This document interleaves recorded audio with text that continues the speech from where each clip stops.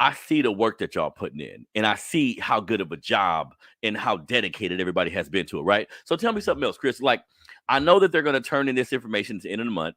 What are any new developments? Is there anything you discovered, anything that's came out, anything that's been like a change agent for what me and you spoke about before? Yeah, I think so. I think there's a bunch of stuff that's new.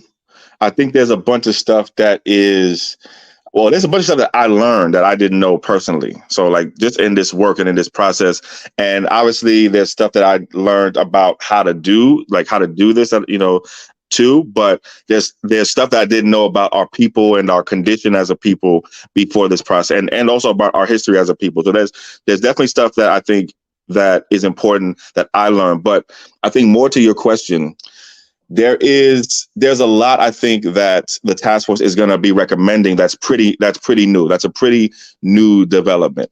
So I think first, let's go right to the direct payments, right? The direct compensation. So that is going to be one of the recommendations. We had already talked about that, and I think we knew that was coming, but that is officially going to be recommended by the task force, that those who are eligible receive direct payments, direct compensation, direct financial payments and benefits as a part of what the task force is recommending for reparations. So that's already known, but I think it was unclear how it would be structured, how much each person would get, and also, whether or not some parts of our community should be prioritized over others. So I'll give some examples on that last point. The task force has voted to recommend that our elders be prioritized in the financial compensation. So pay the elders first. That all right, and which I think is the right thing to do personally. Yeah. Pay the elders first. Also, the task force is recommending a down payment, that everybody who's eligible receive a down payment. Okay, that wasn't on our radar before we talked last time. Mm-hmm. So a down payment also. I think what's also new is that the task force is also recommending that there are two. I keep using the word classes or two types of compensation. I think two types is probably the better way to talk about it. So two types of compensation.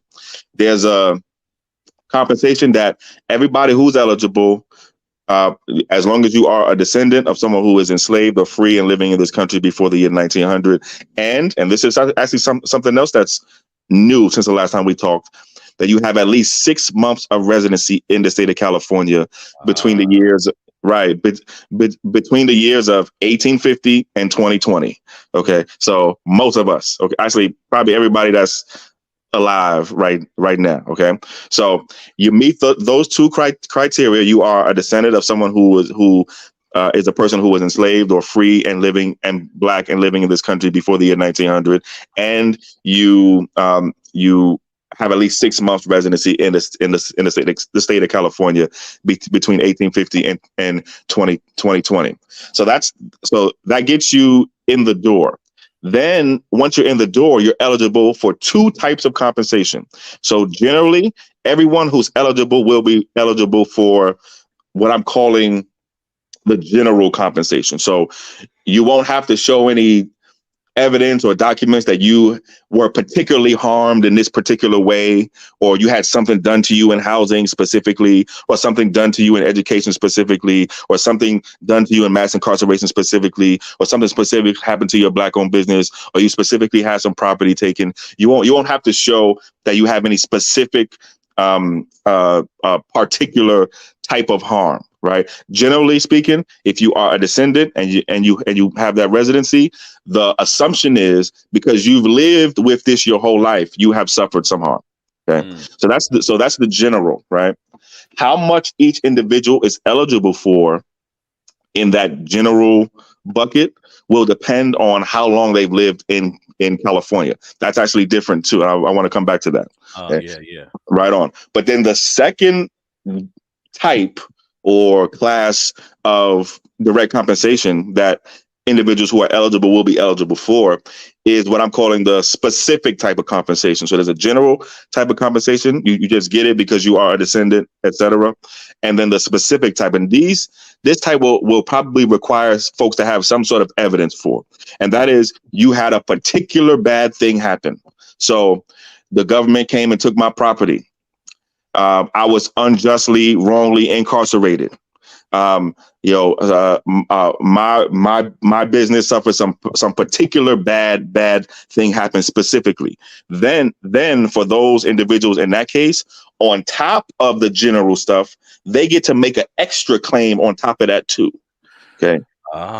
So like right. So you have the general, all of us who are descendants and have that residency gonna get, and then you have the particular specific too. That's new. That's new also. And then, like I just said, what's also new since the last time we talked is the fact that how much each individual would potentially be eligible for will depend on how long they've lived in the state of California. That's interesting because there's some of us who can trace our lineage and we'll see that we may have been slaves, some sharecropping, some slavery. Some of us can research it and see there was all of those things, including our land was commandeered, including we became business owners and they burnt down our business.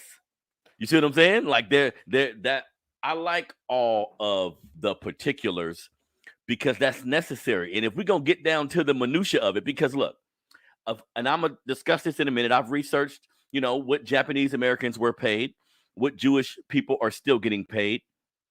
They're what they've been through was a travesty, but it wasn't as long as ours. Wasn't as grueling, wasn't as long, wasn't as detailed. So yeah, unpacking something of this magnitude is going to take some work.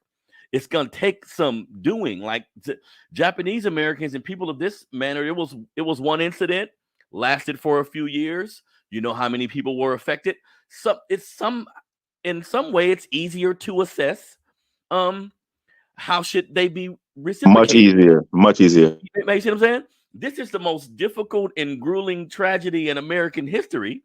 This shit gonna take some time, right? It is. And now, but to your point too, just so folks are clear, you have to have the descendancy in both of those. So you have to be a descendant.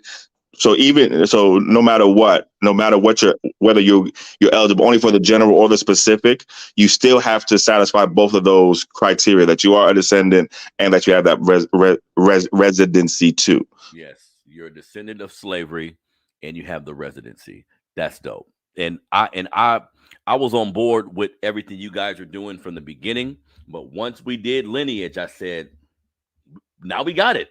Let's go. Let's go. We got it because America, and I'm not gonna lie, white folks at times are very shifty.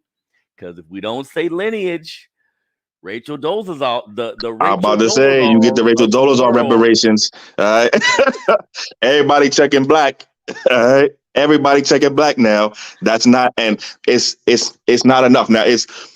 Obviously, we make a bunch of different arguments for it. We make the moral right and wrong case, I think, the strongest, which is this is a particular and specific group of people. We are a particular and specific, dare I even say, special group of people. Those of us whose ancestors were kidnapped, sold, shipped, and enslaved in this country, of whom we are their descendants and children. We are a specific and particular group of people. And yes, we are part of a larger Black family too, of course, but we are our own people too. And this is the people who are owed reparations. And this is the people who reparations in this particular case are for. And, other groups who want reparations, I think they have every right to make their claim for reparations, and we see some groups have done it, right? We see, obviously, you just mentioned our Japanese brothers and sisters, right? You got the Jewish brothers and sisters also. The state of California paid reparations to victims of forced sterilization here in the state just in the last 5 years.